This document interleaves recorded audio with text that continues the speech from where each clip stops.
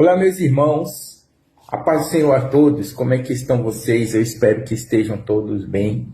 Estou gravando esse vídeo aqui para explicar mais alguma coisa a respeito das Escrituras, da Bíblia Sagrada. Eu escolhi hoje 2 versículos para ler para nós, que já é muito conhecido entre nós. Levítico, capítulo 6, versículo 12 e o versículo 13, que diz assim: o fogo, pois, arderá nele, não se apagará. Aliás, o fogo, pois, sobre o altar arderá nele, não se apagará. Mas o sacerdote acenderá lenha nele cada manhã, e sobre ele porá em ordem o holocausto, sobre ele queimará a gordura das ofertas pacíficas. O fogo arderá continuamente sobre o altar, não se apagará. O versículo 13, que é o versículo chave, né? Diz: o fogo arderá continuamente sobre o altar, não se apagará. Por que eu escolhi esses 2 versículos? Porque eu já vi muitas vezes pregadores pregando a respeito desses versículos, mas interpretando de forma errada, atribuindo esse fogo ao Espírito Santo de Deus, ou até mesmo à unção ou ao poder de Deus. Mas esse fogo, ele não faz alusão ao Espírito Santo de Deus, nem à unção de Deus ou ao poder de Deus, algo desse tipo. Se nós prestarmos atenção, a partir do versículo 8 ao versículo 13, está falando a respeito do altar do holocausto. E o que era esse altar do holocausto? Esse altar, ele era a primeira mobília da tenda da congregação. Assim que a pessoa entrasse no pátio, a primeira mobília que encontrava era o altar do holocausto. Ele era de madeira, coberto de bronze ou cobre, que é o mesmo material. E tinha 4 chifres. Em cada ponta tinha um chifre, né? E ali nós temos ali a madeira, por exemplo, que representava a natureza humana de Cristo. O bronze ou cobre, que nós encontramos em situações em que fala a respeito do juízo de Deus. Então, qual era a função desse altar? A função desse altar era receber sacrifícios para remissão de pecados.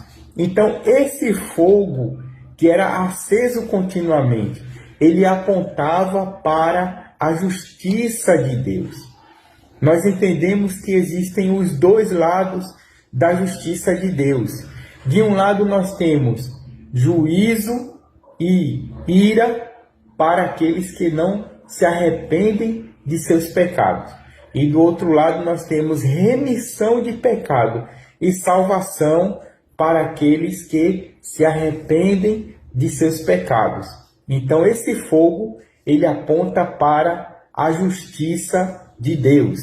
Nós vamos ler aqui alguns versículos que se harmonizam perfeitamente com esses 2 versículos.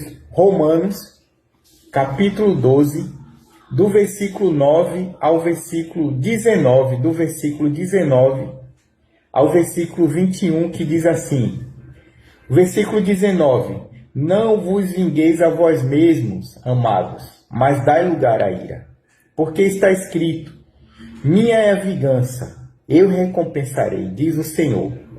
Portanto, se teu inimigo tiver fome, dai-lhe de comer, se tiver sede, dai-lhe de beber, porque fazendo isso, amontoarás brasas de fogo sobre a sua cabeça. Não te deixes vencer do mal, mas vence o mal do bem.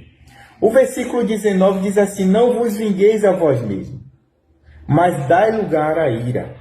Ele está falando a respeito de pessoas injustas, a respeito das injustiças da vida.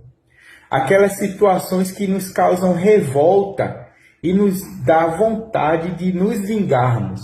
Mas ele diz assim: não reaja, não se vingue a você mesmo, mas dai lugar à ira. Esse dar lugar à ira no texto original é aguarde a ira, porque minha é a vingança, diz o Senhor.